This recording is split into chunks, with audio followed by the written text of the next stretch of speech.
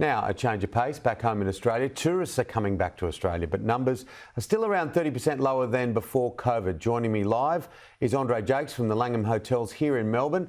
How are you, André? Good, Tim. Wonderful to be here. Thanks for having me. Good to have you in the studio. Look, we've just come through the spring carnival. How did that go from a tourism perspective? Yeah, it went very, very well. So the Melbourne Cup carnival really, commenced with the Derby Day weekend on the Saturday, which saw really strong numbers.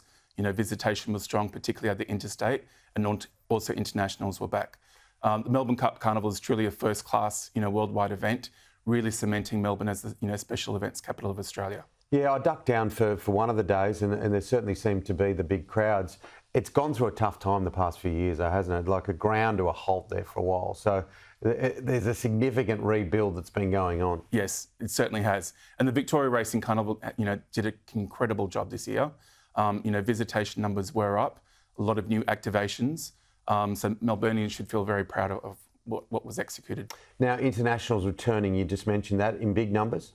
They are returning in big numbers. China is Australia's biggest inbound market. That has stalled somewhat, this year, but it will come back very, very strong in 2024. All tourism operators need to be China ready. Other premium markets such as UK, Europe, US, that is also returning in strong numbers. Some airline capacity issues out of the US, particularly in the premium cabins, but that will look strong for next year. How much does the thawing of things between Australia and China and what we've seen with the government and Penny Wong and Anthony Albanese, of course, spoke again to the president today in China. How much does that help tourism in this country from China? Extremely important, Tim, particularly obviously with the visas, because that was an issue earlier this year, having visas issued for both FIT travellers, but then also for group travel as well. So having that relaxed, that will definitely help all visitation from China over the coming months. From your perspective, we just mentioned still 30% down on pre-COVID. Can you see the momentum building though, André? Yes, definitely, absolutely. Particularly from the Asian markets, but as mentioned also from UK, Europe and the US particularly, because they're the premium markets for Australian inbound business. Domestically, there are still challenges, aren't there? Because cost of living is a massive issue. Yes. We've seen interest rate rises and look, they may not do an interest rate rise in December, but there's every talk that it might happen in January. So that hurts hospitality because it's a bit of a discretionary spend for many. Yes, absolutely. So the ongoing cost of living issues that we're seeing here in Australia definitely impacts discretionary spend across all of our business units in hospitality, not just rooms, but also food and beverage, spa, gift vouchers and things.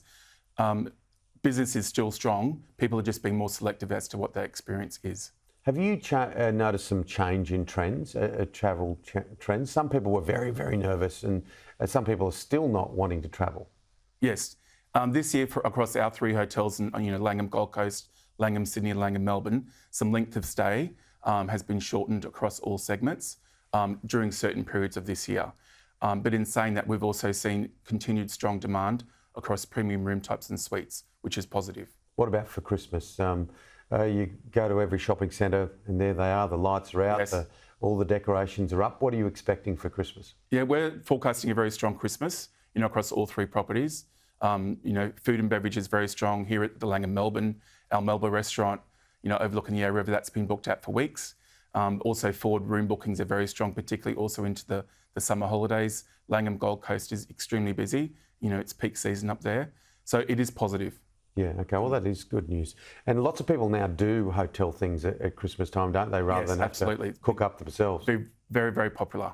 Good on you, André. Yeah. Good to see you. Okay, good to see you, Tim.